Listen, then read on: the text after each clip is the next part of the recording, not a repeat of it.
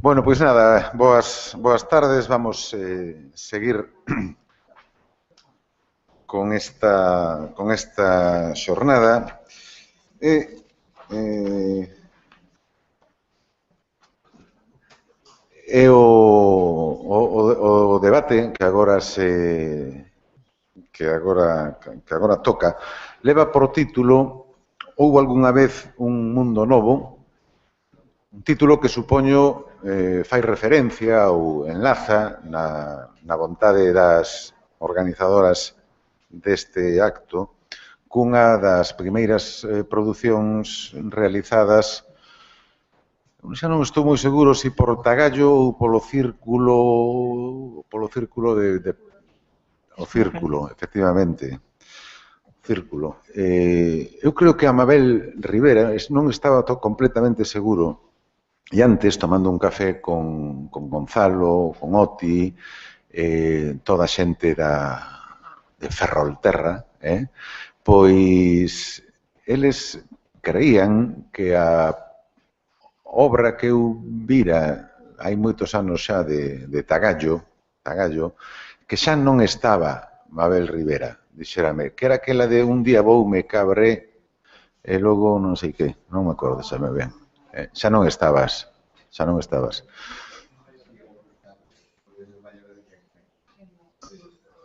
Ajá.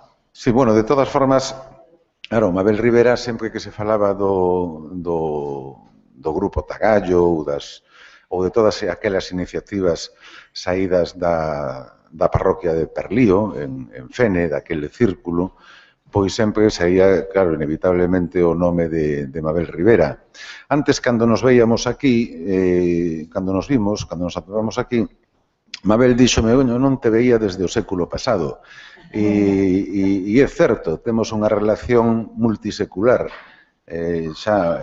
Mabel Rivera e máis eu, porque efectivamente eu coñecina nos anos 80, cando empezaba con Eduardo Alonso como un dos seus pilares, todo o proceso de creación de estruturas profesionais, duradeiras, para o teatro galego, pois ali estaba tamén Mabel Rivera. Mabel Rivera que chegou a convertirse nunha especie de, non vou dicir icona, que non me gusta, ainda que este aquí Sandra Cafajinas, vou dicir icono, do teatro galego. Bueno, pois icona, vale, se me lo pide Mabel. Bueno, pois unha icona do teatro galego e sobre todo das actrices galegas. Eu recordo despois teremos un recordo máis vivo aínda disto, recordo facendo aquela obra que a mí me parecera preciosa, Inventarios, co grupo Malbarate, un Malbarate do que formaban parte tamén outras dúas grandes actrices, Rosa Álvarez e a xa desaparecida, gusta meter un recordo para ela, Marisa Soto. Mabel decía antes, fixo varias alusións á inconsciencia, realmente foi unha bendición que houvese aquela inconsciencia que agora seguramente xa está un tanto peneirada polo propio paso do tempo, pero aquela inconsciencia da que participou ela e da que participaron moitos outros, entre eles pois moitos ou varios dos aquí presentes, tamén nesta mesa, pois foi o auténtico alicerce de todo o que pudo xurdir logo, de todo o que pouco a pouco e aínda a veces, sobre todo en temporadas como esta, mal e arrastras, pois imos conservando, incluso, pois, aínda que sexa en espera de mellores tempos. Pero quero decir que sen esa xeración a que pertence Mabel Rivera, ou esa promoción, mellor dito, na que tamén está Eduardo Alonso, na que tamén está Anxo Escuña, na que están Rosa Álvarez e Ernesto Chao, aquí citado tamén, ou tamén a que mencionei antes, Marisa Soto, a inconsciencia de todas estas persoas, pois sería absolutamente imposible que hoxe nos estivésemos vendo aquí, e sería tamén absolutamente imposible que unha orfa artísticamente, unha muller artísticamente orfa, como se declarou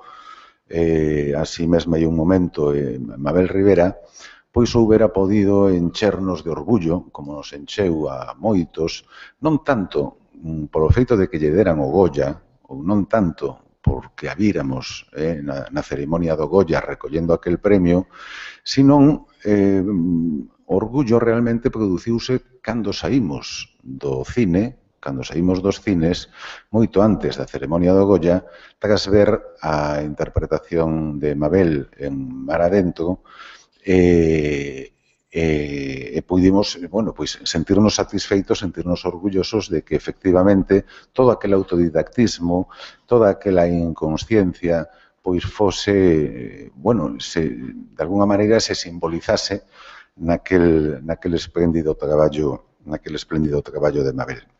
Ben, sen máis, eu paso a presentarvos, non me vou estender moito, non necesitan maior presentación. Eu creo que todos aquí, os aquí presentes, coñecedes a Anxos Cuña, da que vou dicir simplemente que é a directora do Grupo Sarabela, a Eduardo Alonso, director de Teatro do Noroeste, bueno, que dirixiu en moitas montaxes a Mabel Rivera, e Lara Rozados, que é xornalista, pero tamén é actriz, ela forma parte do grupo Histeria Teatro, e anda por aí representando Hámster de Santiago Cortegós. E xa a continuación, bueno, pois, pola orden que eu acabo mesmo de impoñer aí un momento aquí, a primeira que ten a palabra é Ángeles Cuña. Gracias. Moitas grazas, Damián, grazas por convidarme a esta homenaxe que eu creo que é un acto de xustiza. As homenaxes tamén son necesarias ás veces, pero non eu creo que é importante, despois da cartografía desta mañá, das cartografías dos mapas, Mabel, desa excelente bibliografía que fixo Yolanda Ogando. O título para min é suxerente e eu creo que son testemunha privilexiada porque das 10, 12 obras que nomeou Yolanda eu vin 11, é dicir, todas menos unha, non? Quero dicir que o primeiro, Madurez Divino Tesouro, é de Sermona ilustre, desde logo, e non británica, galega. Se houvese outras vidas, eu creo que a ensinanza é a maravilla, o prazer de compartir, de coexistir no tempo. Non no tempo, eu son moi lorquiana nisto e creo que hai que lembrar cara mañá e creo que levamos cosido o pasado, non? E que o pasado confórmanos e que o pasado nos dá un pouso e sen memoria estamos moi mal a nivel de identidade, a nivel de quen somos, non? Eu non creo que Mabel estea no tempo, é tempo presente, porque sempre, como dicía Proust, o teatro é presente que nos lembra un ausente, non? Temos xa ausencias, pero que conviven con nós. Entón, cando eu penso en Mabel, vou dividir, perdón, non dixen na introducción, dividir en 15 minutiños, primeiro, distinguir entre memoria e recordo. Para min a memoria é o que fixo excelentemente, o que fixeron moitas relatoras esta mañá. Eu, se falo de recordo, falo xa máis de emoción, non? Entón, eses traballos, bueno, primeiro dicir que eu coñecín a Mabel no primeiro, non sei se o único congreso de teatro galego que se fixo en Ferrol, non dou datos exactos, hai moitísimos anos. Chamoume a atención, como eu empezaba como directora, chamoume a atención a súa xestualidade. Mabel é actriz de texto, pero movíase con moita paixón, con certo nerviosismo e, desde logo, con moito convencimento e con moita vehemencia. Eu nunca falara con ela e chamoume moito a atención. Despois puiden ver, pois sí, Agasallo de sombras, Os vellos, O enfermo, As alegres casadas, vina sendo dirixida por Roberto, vina como unha actriz versátil, como unha actriz con moitos rexistros, a presencia, independentemente da altura, de que mide un 70, de que sea linda ou que non sexa linda, a presencia é algo que se ten ou non se ten, e non se ensina. E Mabel ten unha presencia, eu creo que se Mabel me dise como a min que se fose unha formiguiña de un 59, esa capacidade, ese amor polo oficio, daríalle talla igualmente, non? Afortunadamente, agora, claro, as xeracións medran, entón, agora Mabel é unha muller de talla media, de altura media, pero a altura que Mabel ten como actriz é unha altura que non é por gabar, a mí non me gusta gabar, merecida, gañada pulso, labrada. Facerse a sí mesma neste oficio non é un camiño de rosas, é un camiño moi espiñento, con cunha parte moi escura, cunha parte moi dura, con a incerteza forma parte do noso oficio, da nosa profesión. Unha cousa é a incerteza e outra cousa a preocupación que hoxe temos, non? Que temos fundadamente porque os desmantelamentos xeralizados que estamos vivindo, desmantelamento é sinónimo de empobrecemento. Pero con xente como Mabel todos somos un pouco mellores, e non te miro porque senón un pouco mellores en que sentido? Porque realmente si unha cuestión de coherencia. Eu coincidir un par de anos na asociación de actores e compañías, aí xa se loitaba polo convenio, eu coincidín, vin a Mabel, nas tres eran tres, con Malvarate, Marisa, Rosa e ela, facendo papéis moi diferentes, con sensibilidades moi diferentes, con empastes moi potentes. Nunca, unha actriz que nunca nos deixa indiferentes, pois fala por si mesma. E Mabel, aparte de ter rexistros de voz, como vimos no vídeo desta mañá, facendo metateatro no cinema, gustouche como enfaticei esta frase, que non me atrevo a reproducilo, amosa un botón de como eses 1000 rexistros non son 1000 caras, porque ela desenmascara. Eu creo que isto é un matiz, non? Un matiz de que é o teatro para cada un de nós, se falamos dende os recordos, cousas distintas, porque cada quen lembramos o mesmo dato histórico de distinta maneira, depende de como, das circunstancias. Se a perspectiva que tomamos é sinteticemos a experiencia, palabra fundamental. Entón, para mí Mabel fai algo que me conmove realmente, que é algo que non ten que ver só co compromiso, que si eu creo que si es comprometida, senón que ten que ver con esa relación teatro-arte-vida.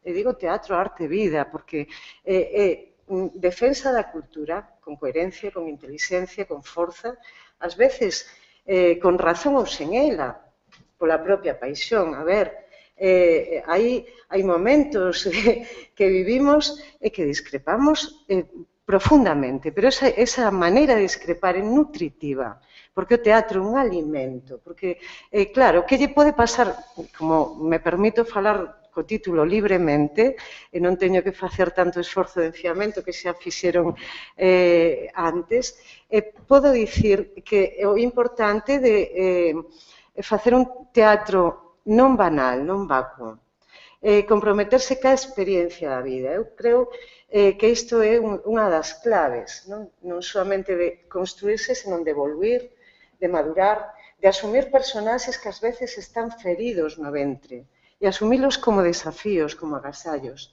de cambiar de rexistro, de pasar, porque ainda por riba é non simpática a nena, como di ela, non? Referíndose, é divertida, pero ese humor é un humor intelixente e ás veces espontáneo. Isto é unha cualidade tamén maravillosa. Falo non somente como directora, que admiro o traballo de actores e actrices que teñen esa dimensión humana.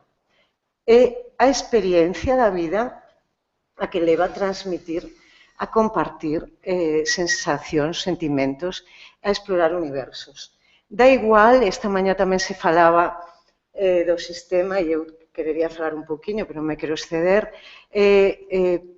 con respecto ao pasado, recente ou lonxano, si se andou moito, e hai moito por andar.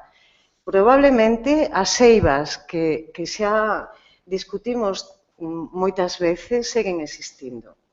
Desestructuración, precariedade, inestabilidade. A inestabilidade e a dúbida permanente sobre o oficio, sobre que debemos facer, como proxectar, é permanente, pero si a madurez, por iso dicía Divino Tesouro, si a madurez é unha perspectiva e un enfoque. E o enfoque ten que ver con iso que é o espazo teatral.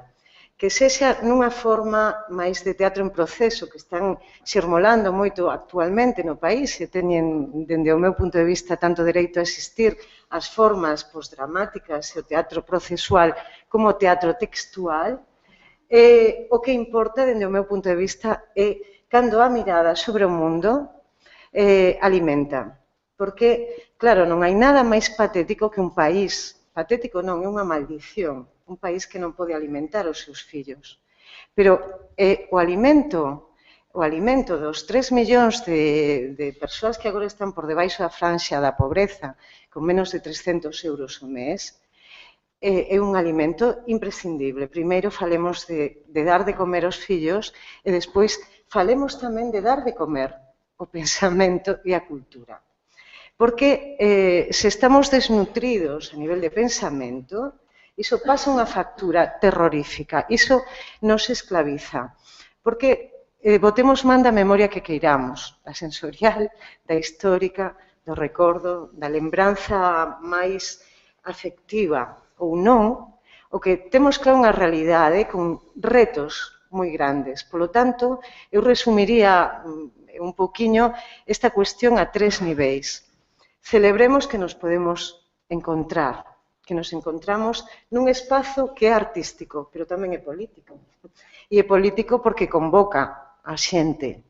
E é político porque, aínda que falemos poéticamente, xestualmente, da forma que queiramos, o que non podemos é falar vacuamente, en baleiro.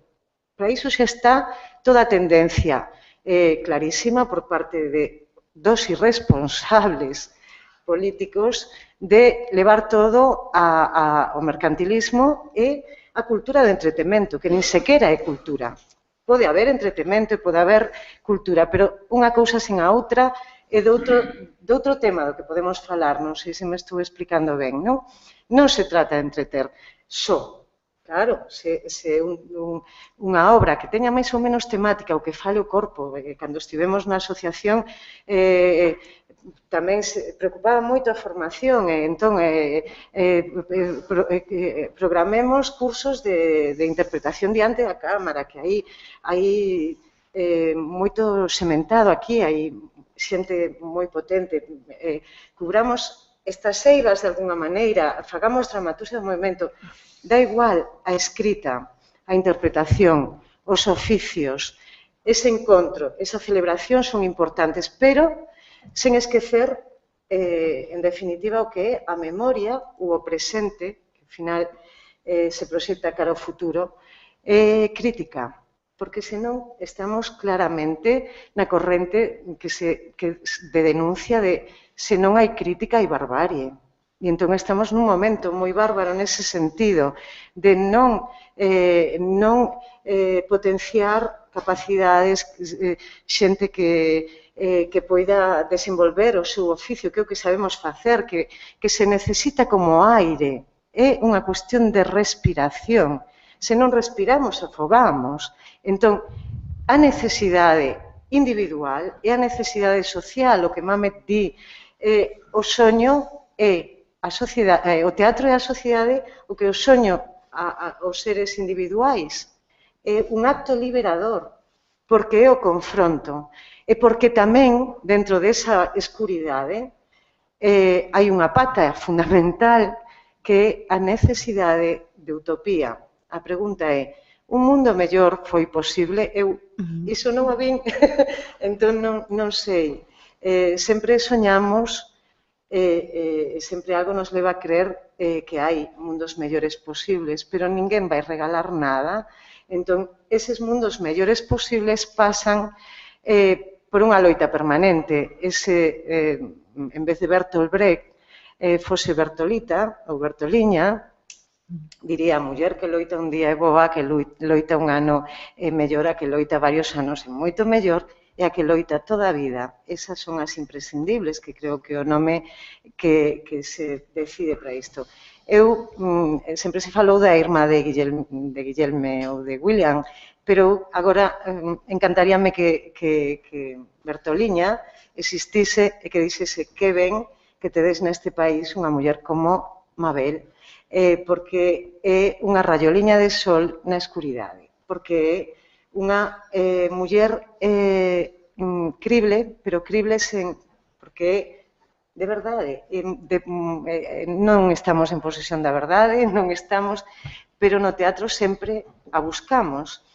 Non sei se me quedan un par de minutiños, creo que sí. Solamente dicir un pouco que pequena reflexión sobre o sistema, creo que nos oficios loitouse moito desde distintas frontes para dignificar a profesión, para que isto fose algo tanto a nivel de convenio, en fin, hai uns anos, hai non tantos, non existía escola, non existía rede, agora para que a rede se volvese poñer a andar, houve que sair á rúa. Creo que posturas de resistencia son fundamentais, pero hai que pedir responsabilidades, porque se analizamos o sistema en catro eixos, realmente o que é o creativo, hai moita vitalidade, non sei como, pero haina.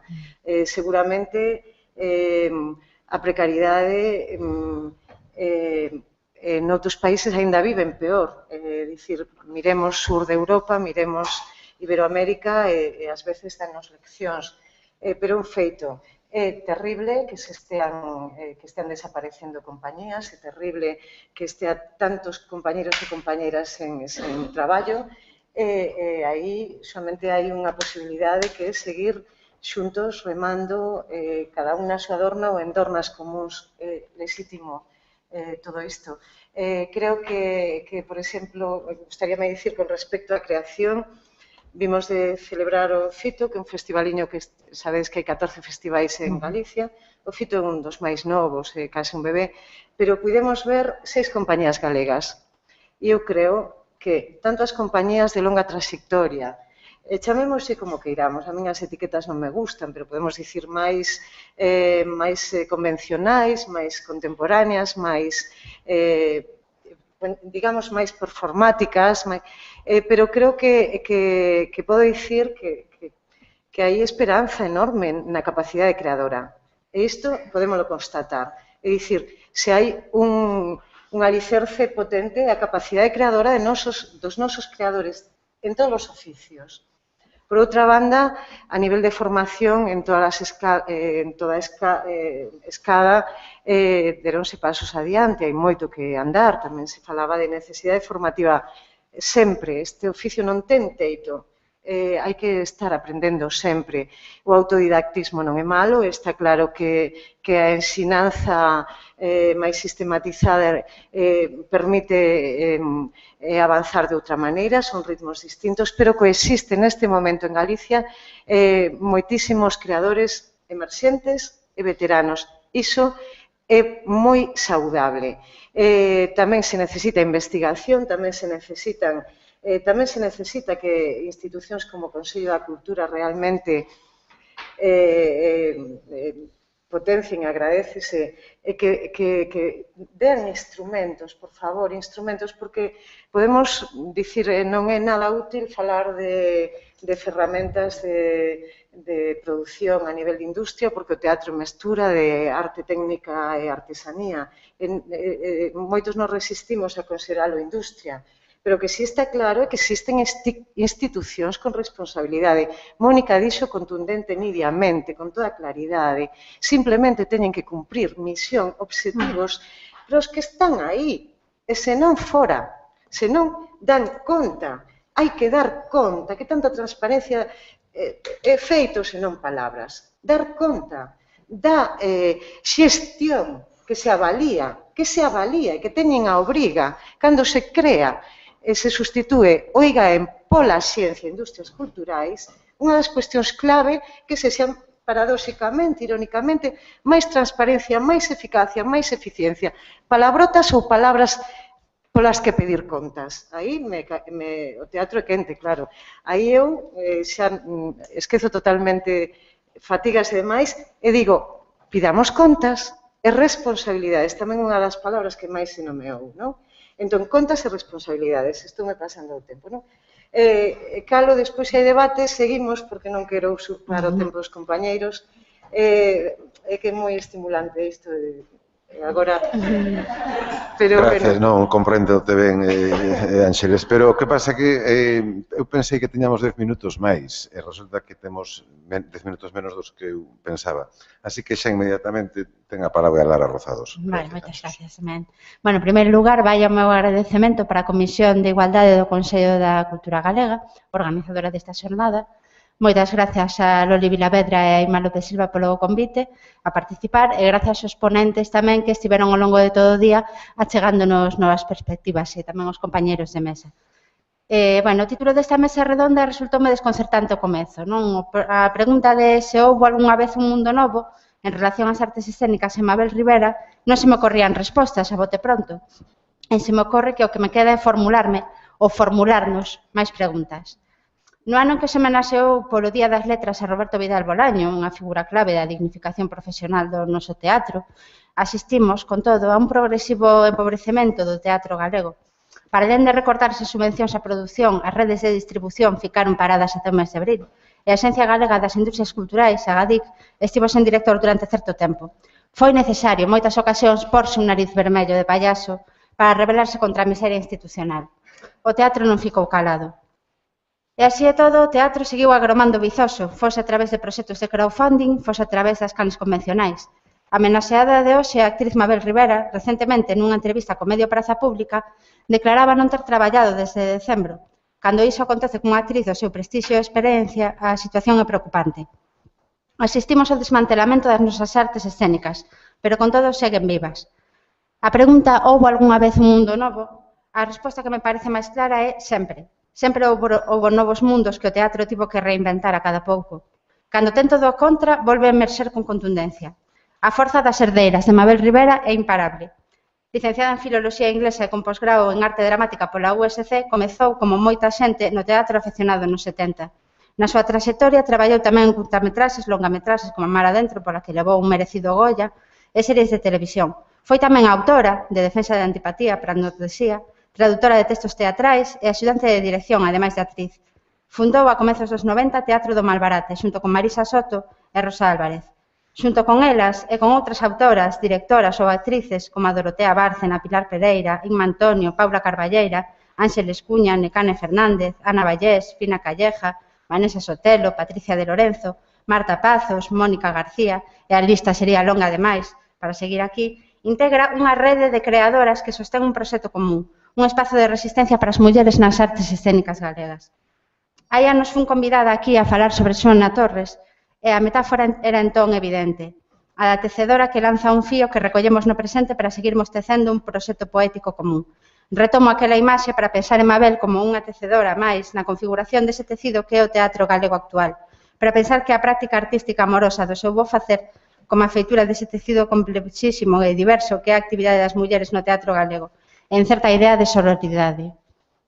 Aquel mundo novo que comenzaba a alborexar nos 70 para as nosas artes escénicas foise consolidando e consolidou tamén o teatro como espazo de resistencia. Non podía ser de outra maneira.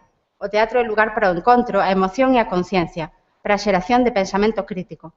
Cabe pensarse, como afirmaba Manuel Vieites na Revista Galega de Teatro da Primavera e Verán do 2000, o teatro se atopa perante un novo ciclo ou ante unha sorte de eterno retorno. Deste sector do que se ten dito que está permanentemente en crise e cabe cuestionarse se a crise ou a capacidade de reinventarse e xerar novos mundos non será algo intrínseco a un sector que se constitúe como espazo de resistencia. Houbo avances salientables desde que comezou a actividade de Mabel Rivera ata hoxe. O teatro independente virou profesional do ano 78 en diante. Volvendo a Manuel Vieites, considera as seguintes etapas do teatro profesional. Unha fase de formación entre o 78 e o 83, unha fase de institucionalización desde que comeza a actividade do Centro Dramático Galego no 84 até o 91 e unha fase de desenvolvemento ata a actualidade. Hai precisamente 33 anos, o 24, 25 e 26 de outubro de 1980, constituíuse en Sada unha asociación profesional de teatro galego que establecía varias necesidades determinantes do sector. O control dos medios de produción, condicións dignas para o exercicio profesional, a defensa do salario mínimo interprofesional e da afiliación á seguridade social, a relación cos estamentos culturais e os medios de comunicación, a relación coas administracións, o deseño de alternativas teatrais para a radio, televisión e cinema e a relación co medio editorial. Nestes 33 anos desenvolveuse a Asociación de Actores e Actrices de Galicia, proliferaron os premios a actividade editorial para o teatro e acadáronse melloras laborais, pero aínda queda moito camiño por facer e moita rede por tecer. O teatro galego na actualidade diversificouse en novos formatos de exhibición, velaí a proliferación do microteatro. Experimentou con novas linguaxes, fomentando o diálogo entre diferentes códigos, o circo, os títeres, a danza, o teatro de actor, o audiovisual, e buscou novas formas de financiamento e produción. Velaí as múltiples iniciativas de crowdfunding que se teñen emprendido nos últimos tempos. O experimentarismo e a liberdade creativa súmase á revisitación dos clásicos, mentres que se reducen os elencos e a escenografía para adaptarse a unha infraestructura cada vez máis precaria. A todo isto súmase o pluriemprego dos creadores e creadoras do teatro, que fan compatible a súa actividade escénica, xa de por sí múltiple e diversa, como, por exemplo, a docencia. A coproducción en colaboración entre compañías tamén se fai cada vez máis necesaria. Movémonos nun contexto de enorme creatividade, que choca coa precariedade das infraestructuras teatrais, e, con todo, emerxen continuamente inovadoras e orixinais propostas. A pregunta de se houve algunha vez un mundo novo habería que reformulala. Deixou algunha vez de xerarse un mundo novo? E remate xa. Moitas gracias.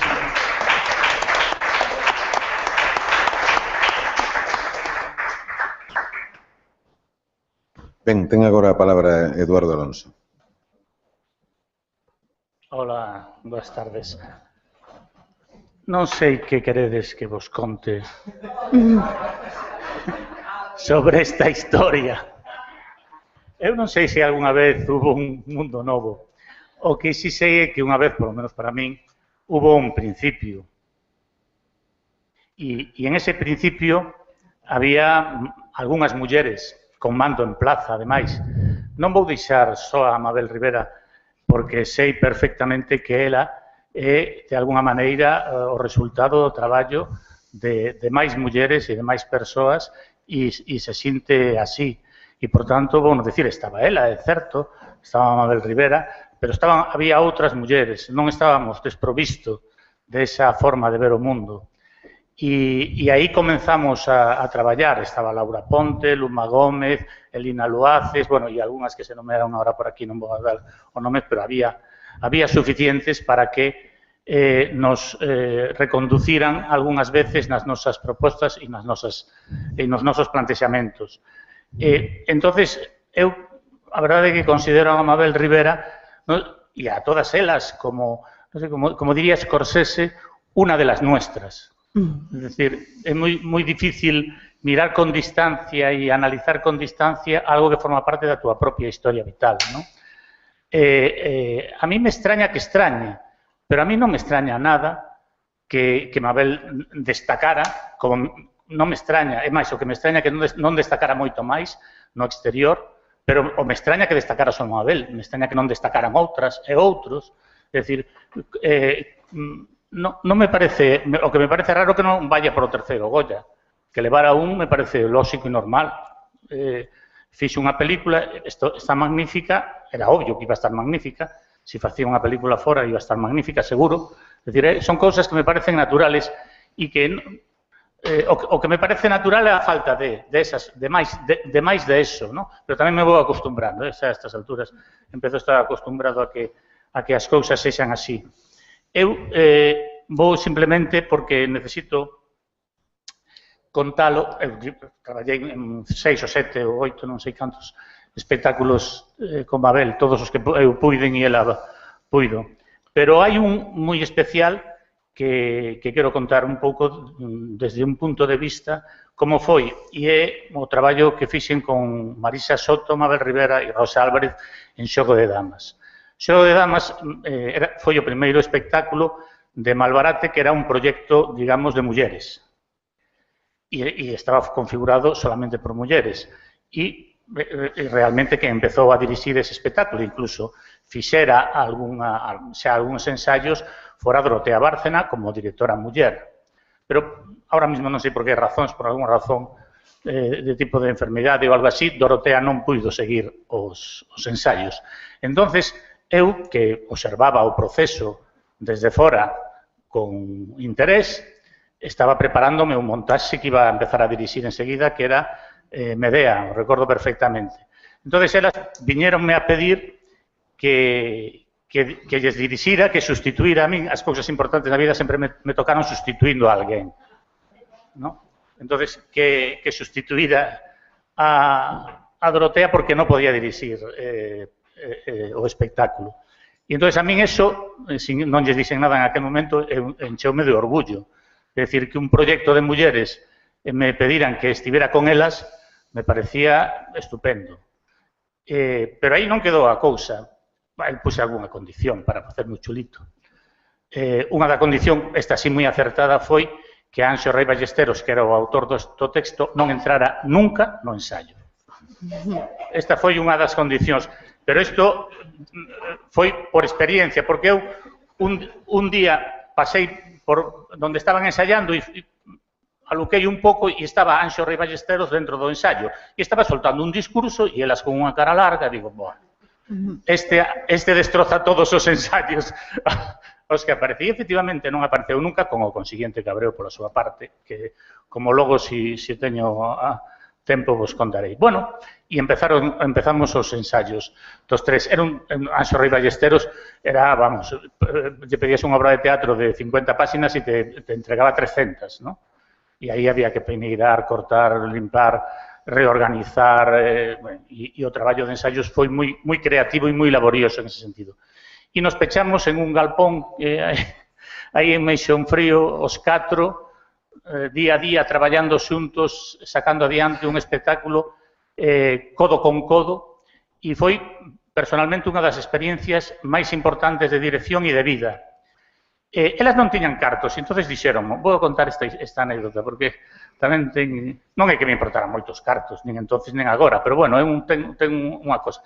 Non tiñan cartos, entonces, para pagarme a dirección, entonces eu dixen, bueno, pues non sei, eu era un profesional, non iba a renunciar a cobrar algo, ¿no? Entonces, a fórmula que optaron foi, bueno, pues, por cada función que nos salga te damos un porcentaxe. Bueno, me daba igual, vale.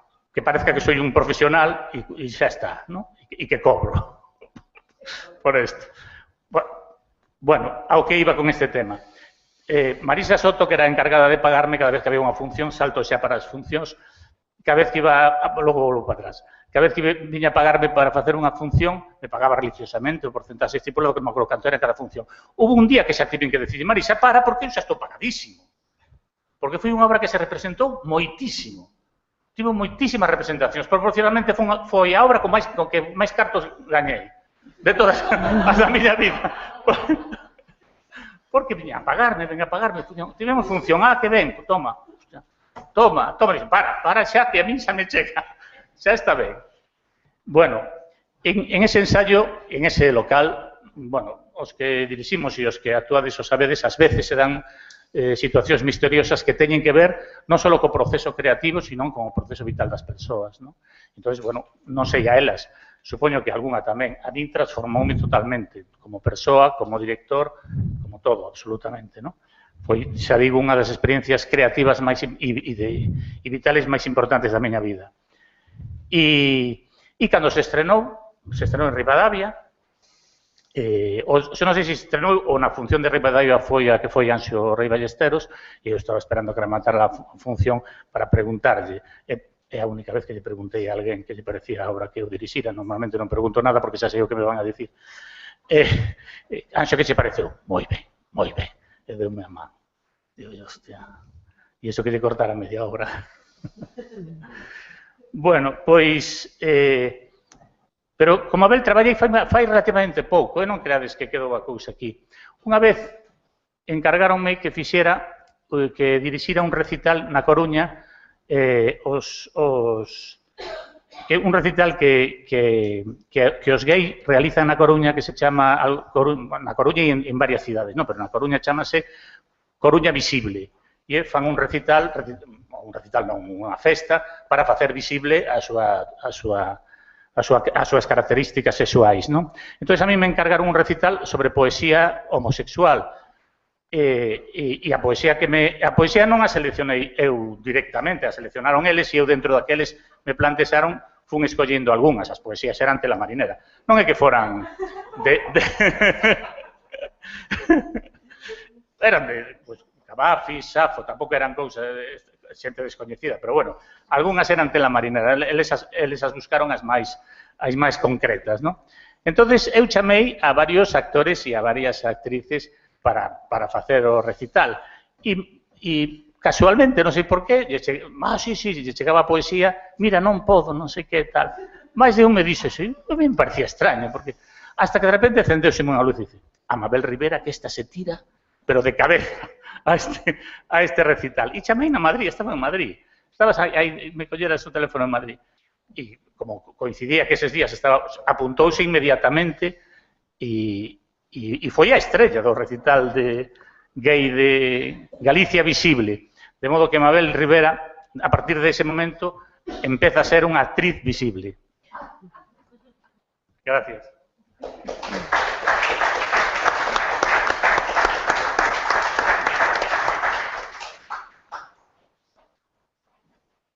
Bueno, creo que quedan 8 minutos, me parece. Serían as 6:30, non sei se... O sea, que se alguén do público quere facer algunha observación, algunha pregunta, algún... Sí, Mabel Rivera e Teresa Navaza, as dúas. Sí, nada máis que lle quería comentar a Eduardo que me fixo moita gracia o comentario en relación co de Malbarate, que eu creo que sí que realmente que foi para todas, e te inclúo a ti, Edu, la pandilla, las chicas, que foi unha experiencia moi curiosa. Eu xa non me acordaba do dato económico, pero pareceme moi ben que comentes o ben que funcionaba aquela matronal, que nos chamamos a matronal. Eu o que recordo que realmente nos recolliches do máis profundo dos abatimentos. Para nós foi foi un proceso terrorífico e acórdome ademais que se creara ali unha relación tan directa que incluso ti mesmo chegaras a facernos unhas confesións que non sei se aquí serán. Acordaste de Totó? Fíxeme moitísima gracia aquela búsqueda de o de repente encontrar como paralelismos de cousas que naqueles personaxes homes aos que nos referíamos Eduardo Alonso se encontraba identificado. Foi moi curioso, non, pero deunos moito que falar, crearase así unha relación, e a mí gustame moito que o propio Eduardo valore o feito tan positivo como que foi para nós un arranque, foi unha andadura moi difícil e moi jodida, xa o sabemos, por cosas que sucederon despois e porque éramos tres, cada unha de su padre e de su madre, e era moi difícil manter aquela estructura, sobre todo cunha pretensión de manter un certo equilibrio en canto aos traballos, a capacidade de decisión sobre os traballos, mi madriña, o que ali nos xuntamos, nun aspecto moi positivo, pero vamos, había moitas enerxías en confronto ali postas, non? Pero aquel primeiro momento de arranque que eu creo que ningunha de nós, incluído Eduardo, prevíamos nese momento a cousa tan peculiar que se chegou a crear ali e o recibimento, creo que a estrea, Eduardo, foi aquí en Santiago, no local da Caixa. Recordaban aquel momento que xa me esqueceu de moitas cousas. Algo de cultura. Foi en algún sitio, en Ribadavia foi unha función, pero foi a que foi Anxo. Posteriormente, sí, pero recordo a sensación que a nos producía, estamos completamente desconcertadas, porque había xente, ou seja, os que daquela eran, digamos, los santones que estaban conmovidos e nos daban a nós, aquelas tres náufragas, que nos daban as gracias por aquela función. E foi moi bonito. E realmente que foi, eu creo que foi dos traballos de Malabarte que tivo un percorrido máis, bueno, hasta o punto de que o director se forrou, que o acaba de recoñecer aquí, pero que tivo unha repercusión, fomos tamén como se realmente aquelo fose como un mundo novo, que empezaba ali, sen nós telo previsto e, desde logo, sen calcular para nada as consecuencias, sobre todo económicas, que aquilo poidera ter, bueno, que nos permitiu unha continuidade. E moitas gracias, unha vez máis, a Eduardo. Pois eu vou a seguir con Xogo de Damas porque, antes de decir outras cousas, porque fixeches un labor extraordinario, pero o cash que recibichedes que moita débeda co feminismo español. Porque lembro que a HM, a Asociación Galega da Muller, fixéramos unhas xornadas contra a violencia de xénero e como fin de festa para todas as mulleres que viñeron de toda a península foi ir ao principal a ver Xogo de Damas. En galego, saíron entusiasmadas as catalanas, as casteláns, as andaluzas, todas, dicindo que teatro tedes, que mulleres tan extraordinarias, polo tanto, lle debes moito o feminismo galego e da península. Fora unha obra que eu creo que estábamos famentos de teatro e, aínda que Mabel esta tarde na entrevista ou pola mañá estaba como pesimista, a mí me dá a impresión que é porque está viaxando Madrid, Nova York, en Galicia, preparando esa película que será outro éxito. E digo, por que ser tan pesimista si realmente, eu sempre digo que ti eres a nosa Helen Mirren ou Meryl Streep de Galicia, e se non eres máis conocida, que importa? Se eres valiosa, valorada aquí, o triste é ter que ser resistente nunha actividade cultural tan fermosa como é o teatro, ou pode ser o cine, ou o audiovisual, cando a xente que nos dirixe políticamente ama tan pouco a cultura. Eu me teño preguntado moitas veces, agás honrosísimas excepcións, cantos políticos e políticas deste país van ao teatro a ver cine galego, saber como vai o audiovisual. Claro, a min me parece obsceno escoitar desde Madrid as persoas que fan esas valoracións negativas, pero penso porque sodes persoas brillantes, libres, que estades na rúa criticando aquilo que vos parece criticable, e iso creo que desde o poder, con calquera sigla, non fago casi excepcións, hai que matalo, e matalo é pois non dándolle visibilidade, facendo que podan facer representacións, etcétera, etcétera.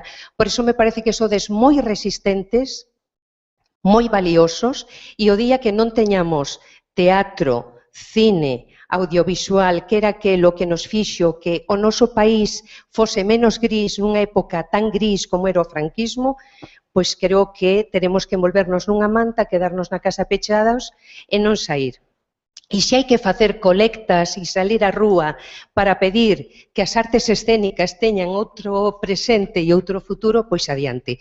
E enhoraboa á Comisión de Xénero do Consello da Cultura Galega por ter pensado no teatro, no audiovisual, no cine e nunha persoa como Mabel Rivera, que sabe que admiro moitísimo, ademais que a quero. Ben, moitas gracias. Desde a mesa non nos queda máis que sumarnos a esa eses parabéns á Comisión de Igualdade do Consello da Cultura Galega e a propia institución. Non nos esquezamos que é unha das que realmente máis presencia, máis espazo, máis tempo tamén lle dedica ás artes escénicas, desde a propia comisión ou ponencia de artes escénicas a iniciativas que xurdidas de outras instancias do propio Consello tamén teñen como protagonista o teatro, a música, etc. Gracias tamén a Inma López Silva e a Dolores Vilavedra pola programación do acto e, por suposto, aos tres ponentes desta mesa. Gracias tamén, por suposto, claro, a Mabel Rivera. Nada máis.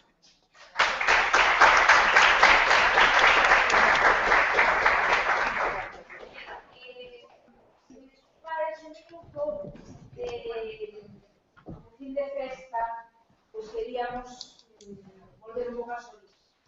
Entón, queríamos que esta xornada rematase co teatro directo.